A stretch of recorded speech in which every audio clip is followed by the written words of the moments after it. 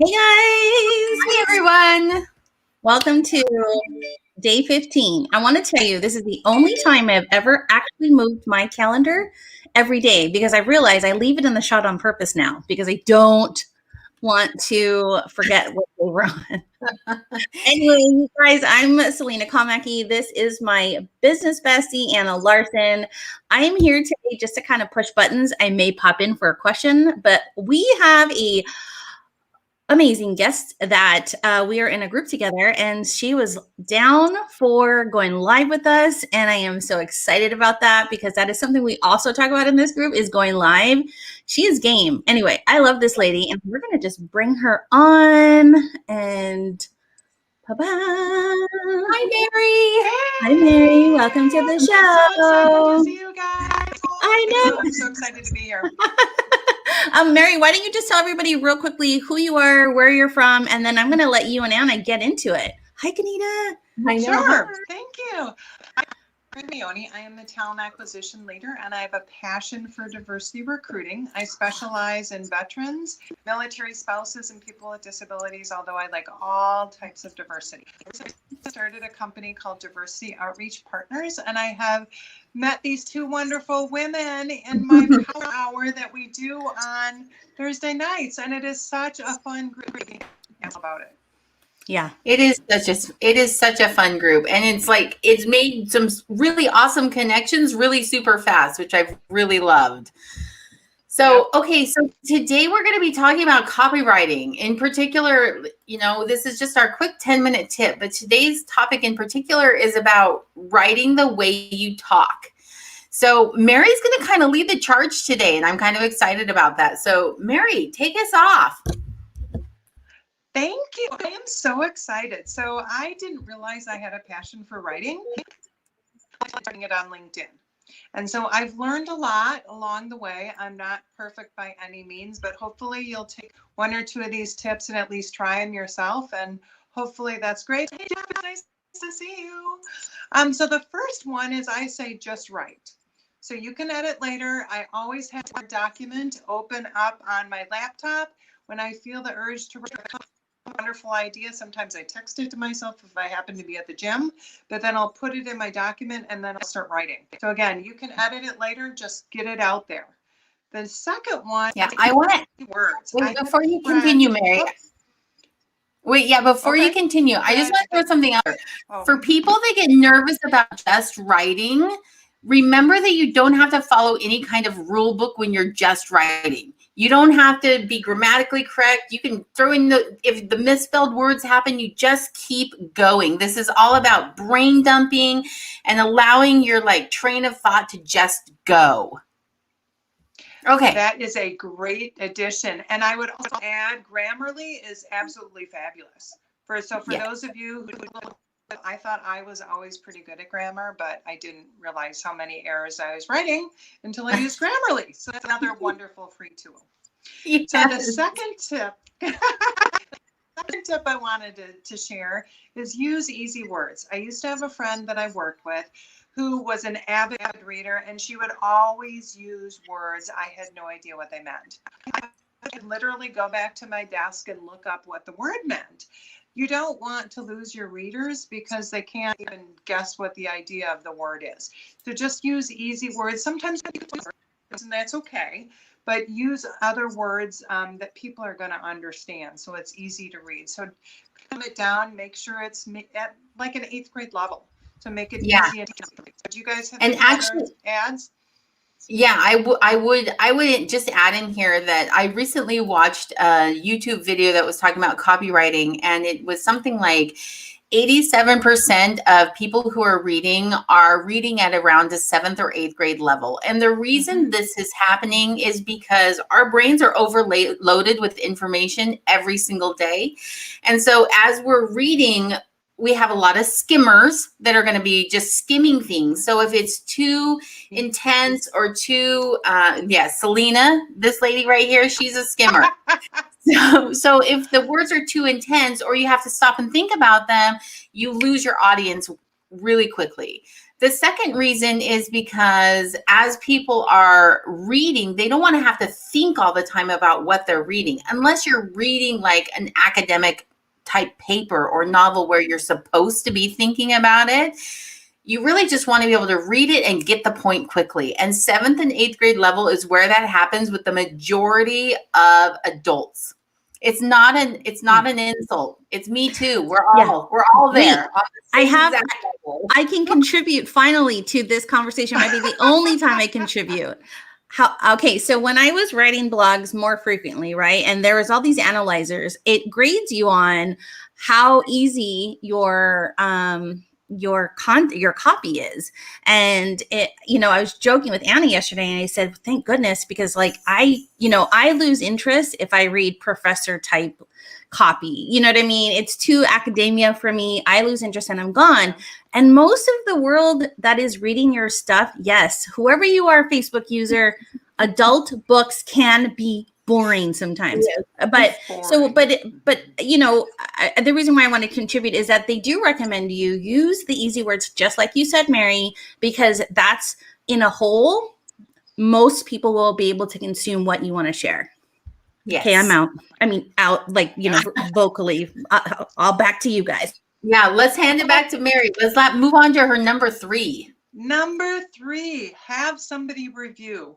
One of the things I do a lot of is I use a lot of words. So when I'm posting on something like LinkedIn, character limit, I write too much. And so make sure that you have somebody review. What I have to do is I have to take things out, and sometimes it doesn't flow very well.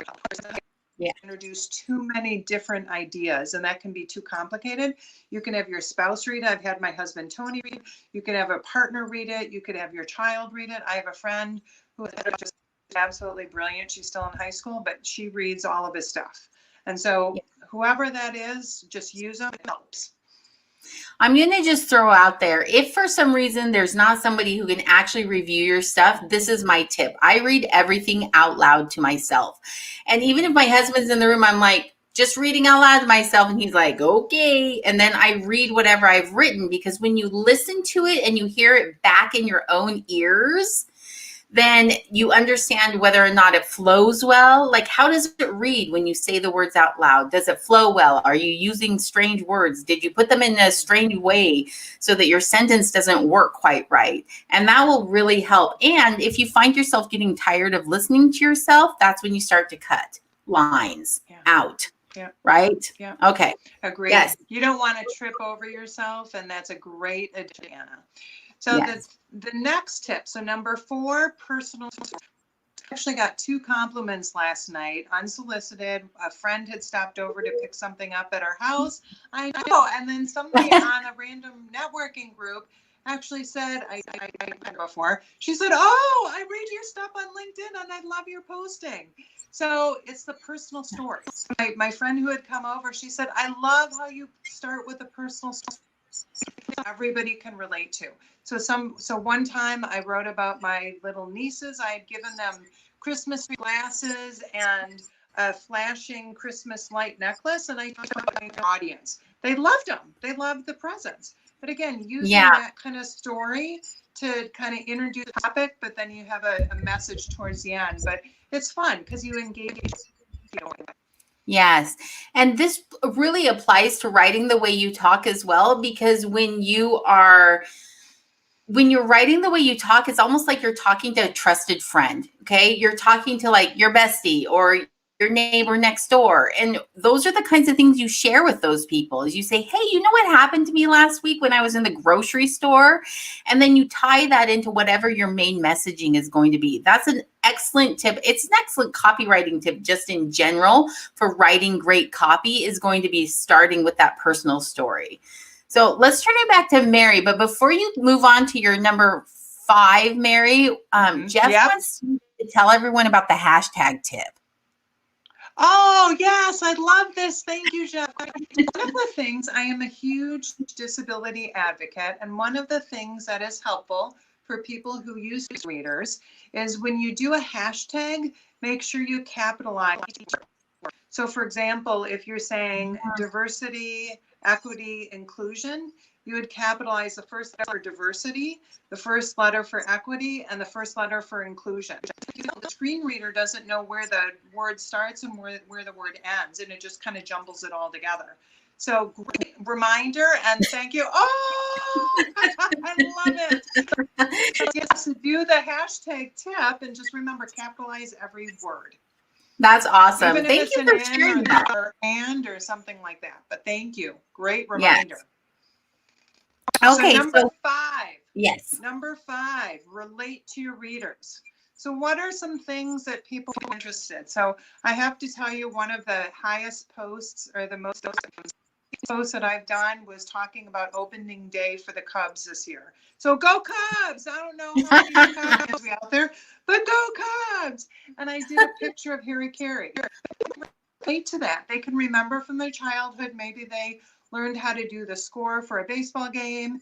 Maybe they went, with their family. Maybe somebody proposed it, whatever they do, but they have fond memories of maybe they sat in the bleacher seats at Wrigley Field, but some kind of good. So everybody wanted to comment, and I got people coming out of the woodwork, and it was people that I hadn't heard from for years, from my neighborhood and growing up, and it was so relate to your readers. I love it. I just want to know, did you get some Yankees fans in there, some Cardinals fans in there that were like giving you the big thumbs down, like woo Cubs? I did. I got a couple, not Yankees fans, but I did several Cardinals fans. And then I actually had somebody who's in my network, and we we help each other on their posts, or we comment back and forth. I met her networking. She actually was she was able to participate in one of the Cubs games. She's not an athlete, but she works in the sports world. She has some really cool pictures and really cool stories. So again, it's really fun to see some of that engagement. But again, relate to your readers, and it's so much more from as well as from your reader standpoint. Yes. Okay. Another time I want to jump in. So I was at the Streamyard summit today, and there were so many great speakers. And one of the speakers had said, serve, not sell, make that part of the connection and creating the relationship, right? She's like, serve them, don't sell them. And I was like, yeah, I mean, this, but it's also good to kind of keep hearing those things, right? So I love your tip, because I totally agree. Relate to your reader. Yes, I love it. Okay, so Mary, we have just enough time for your last and 6th tip. What's your last tip? Well, you actually told it. And so it was, supposed to be number 4. And so that was my number 6, but that's okay. It's worth repeating. Make sure you read it out loud to make sure you don't stumble over your words. It's okay. And if it doesn't, then you can always change. There you go. Look at that. We were like on the same wavelength, only I was just like a few hours ahead. I don't know. Yeah. Yes. This was good. I loved having you on today, Mary. And I think, like, if you guys, if you're watching this on the replay, I mean, we are going live on YouTube, in Facebook. Hey, LinkedIn, could you just say yes? Hi, Caroline. Yes, go with the flow, right? But this was awesome, and we loved having you on, and I'm excited because I know I'm going to get to see Mary later on tonight, because we have a thing. But you guys, thank you so much for being here today on day 15. Mary, mahalo for joining us and sharing the golden stuff with Anna. I was happy that I could participate in 2 of them. Yay! I know. And don't forget to tune in with us every single day for the next 15 days, because we just hit the hump day. Woo woo! We're halfway there. We're halfway there. Yeah. Every day we're going to be talking tips on social media, copywriting, website building, WordPress website building, entrepreneurship, all sorts of things that related to small business and businesses in general. Yeah. So looking forward to see you tomorrow. Go find Mary on LinkedIn. She's amazing. It's just like her name says. So if you need to find her, that's where she's at. LinkedIn. All right. Bye, Anna. Bye, Mary. See you backstage.